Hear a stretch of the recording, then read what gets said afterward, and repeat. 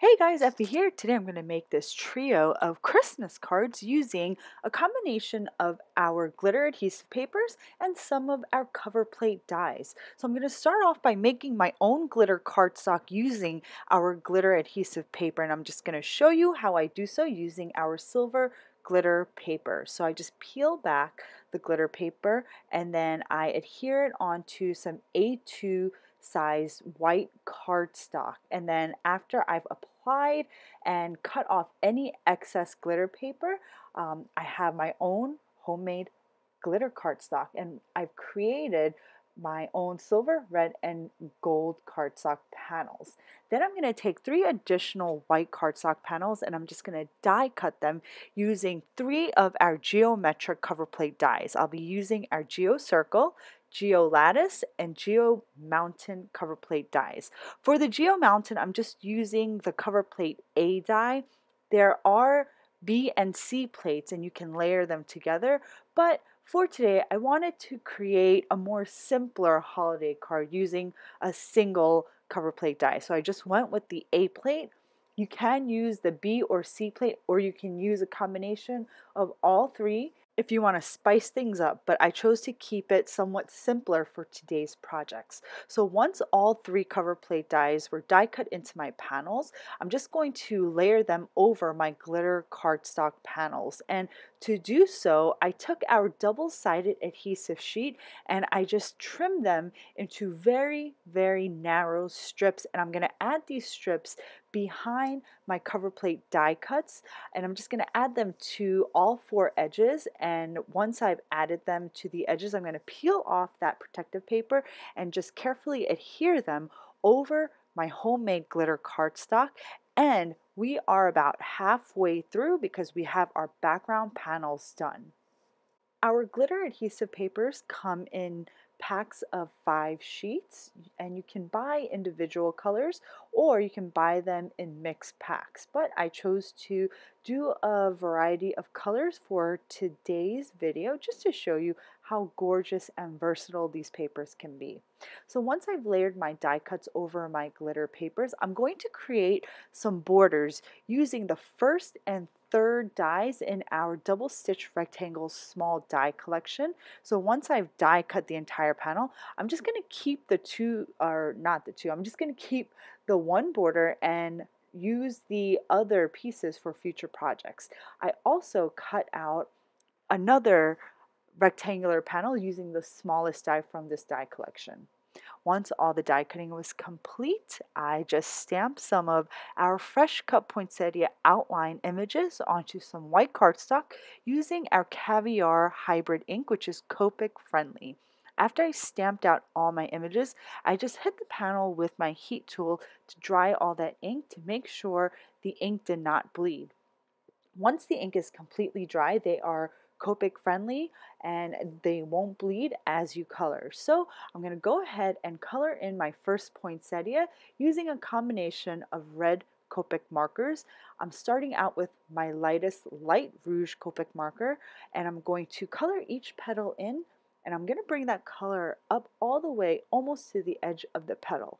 Once I have that base layer of light rouge, I'm going to go in with my R29 lipstick red. I'm just going to add a little bit of shading. I did go back and add more light rouge after I added the lipstick red because I found that I kind of went over most of the light rouge with the lipstick red and I still wanted the variation of color, so I went back and added more of that lighter tone red. I brought the color up a little bit closer to the edges of my petals, and I kind of go back and forth between the light rouge and the lipstick red. When I'm happy with the amount of coverage on my petals, I go in with my darkest red, and I think I use Currant.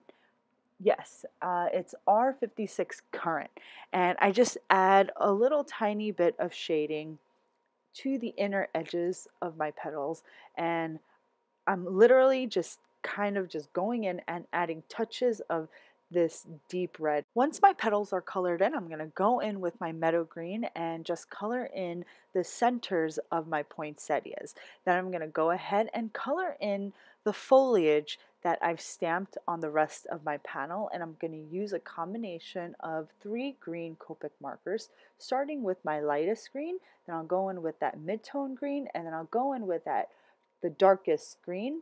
All of the colors that I use, I make sure to put the cap on screen so you know exactly what colors I'm using.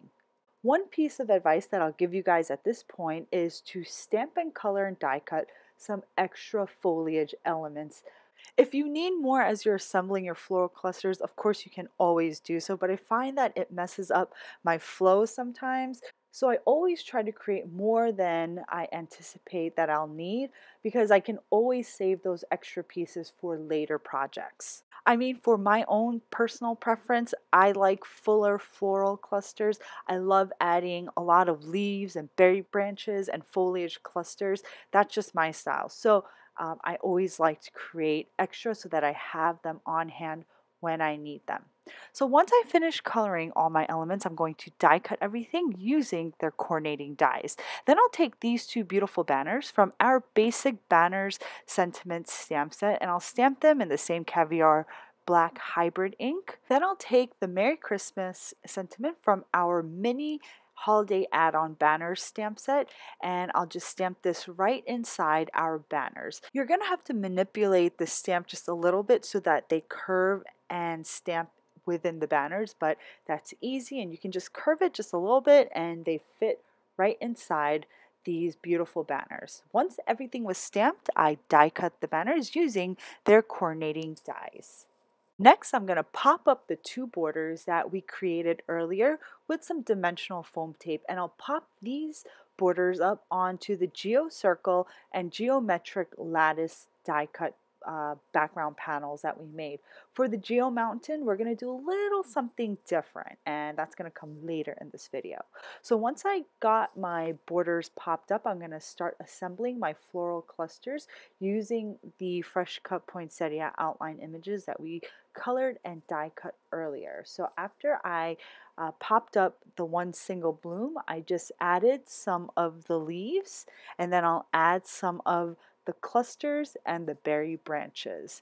Usually when I arrange my floral clusters, I apply 1 foam square behind my floral bloom, and then after I've popped that up, I have room to add all the leaves and foliage elements surrounding the edge of my bloom. And then once your floral cluster is complete, you can add your foam squares and additional adhesive to stabilize and make sure that all parts of your floral cluster is fully supported.